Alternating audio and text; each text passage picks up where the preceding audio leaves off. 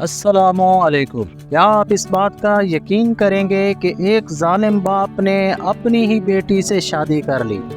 جی ہاں دوستو، لیکن پھر اس پر اللہ کا جو عذاب نازل ہوا اس کے بارے میں جان کر آپ کی روح بھی کانپ جائے گی۔ یاد رہے، یہ جو واقعہ ہم آپ کو بتانے والے ہیں یہ کوئی من گھڑت کہانی یا قصہ نہیں، بلکہ ایک سچا واقعہ ہے جو کہ ہمارے صوبہ پنجاب کے اندر پیش آیا ہے۔ بعض لوگ اس دنیا میں ایسے کام کر جاتے ہیں جن کی وجہ سے پوری دنیا والے شرم کے مارے ڈوب جاتے ہیں۔ یہ واقعات پوری انسانیت کو شرما دیتے ہیں۔ اس باپ نے اپنی بیٹی کے ساتھ حرکت کی کیوں؟ ہم آپ کو ان تفصیلات سے آگاہ کریں گے۔ دوستو، ایک باپ کا اپنی بیٹی کے ساتھ کیا رشتہ ہوتا ہے یہ ہر کوئی جانتا ہے کہ ایک باپ اپنی بیٹی کا محافظ ہوتا ہے، اور بیٹی کو بھی اپنے باپ پر ہی ناز ہوتا ہے۔ اس کو اپنے باپ پر ہی مان ہوتا ہے کہ اس کا باپ اس کے لیے اس کی دنیا ہوتا ہے۔ لیکن اس ظالم اور بدبخت باپ نے اپنی ہی بیٹی کے ساتھ جو شرمناک کام کیا اس کے بارے میں جان کر آپ کے اوسان خطا ہو جائیں گے۔ کوئی بھی بیٹی اگر گھر آ جائے تو وہ اپنے باپ ہی کی باہوں میں چھپ جاتی ہے اور وہ جانتی ہے کہ اس کا باپ ہی اس کا رکھوالا ہے۔ لیکن جب یہی باپ درندہ بن جائے تو پھر یہی بیٹی کیا کرے گی؟ یہ بیٹی کس کے پاس پناہ لے گی؟ ایسا ہی ایک شرمناک واقعہ ایک ماں نے بیان کیا ہے جس کا تعلق اندرانہ گاؤں سے ہے۔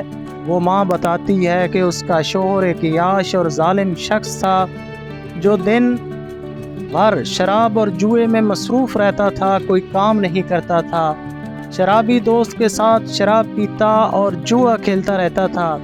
یہ عورت بتاتی ہے کہ اس کے 2 بیٹے اور 1 بیٹی تھی۔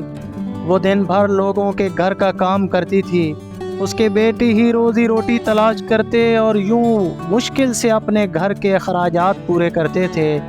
اس کا شوہر ان پر ظلم کرتا تھا اور ان کے پاس جو پیسے ہوتے تھے وہ بھی ان سے لے جاتا تھا اور جوئے میں اڑا دیتا تھا۔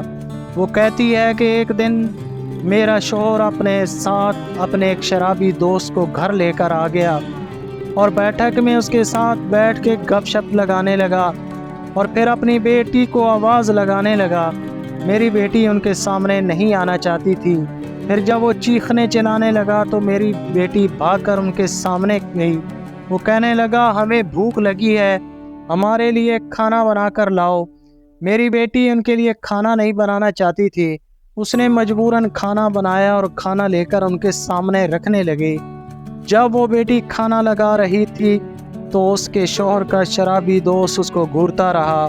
جب میری بیٹی اندر چلی گئی تو وہ میرے شوہر سے کہنے لگا، تمہاری بیٹی تو بہت خوبصورت ہے، تمہاری بیوی تو بوڑھی ہو چکی ہے اور گھر سے باہر رہتی ہے، تم ابھی جوان ہو، بیٹی سے شادی کر لو اور گھر میں مزے سے رہو۔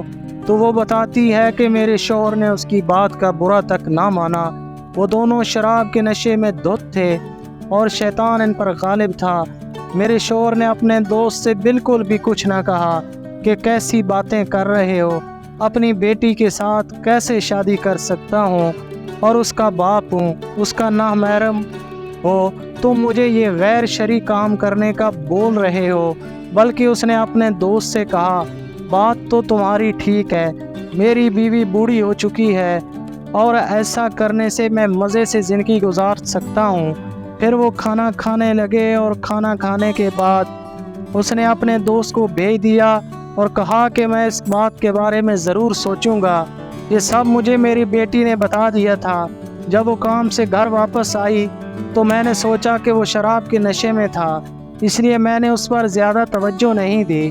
رات کو کھانا کھانے کے بعد ہم سو گئے اور میرے شوہر کے دماغ میں کیا چل رہا تھا ہمیں اس کی خبر نہ تھی، اور اگلے ہی روز معمول کے مطابق ہم سب اپنے اپنے کام پر چلے گئے۔ اب گھر پر میرا شوہر میری بیٹی اکیلے تھے۔ میرے شوہر نے اپنے شرابی دوست سے کہا کہ وہ قاضی لے کر ہمارے گھر آ جائے۔ قاضی کا منہ پیسے دے کر بند کر دیا گیا تھا۔ میرا شوہر بیٹی کے کمرے میں گیا اور اس کا زبردستی ہاتھ پکڑ لیا اور اس کو کہا کہ وہ چپ چاپ ہاں میں جواب دے دے۔ میری بیٹی بہت روئی، لیکن میرے شوہر نے ایسے غصے میں اس پر روب ڈالا کہ وہ مجبور ہو گئی، اور یوں میرے شوہر نے اپنے بیٹی کے ساتھ شادی کر لی۔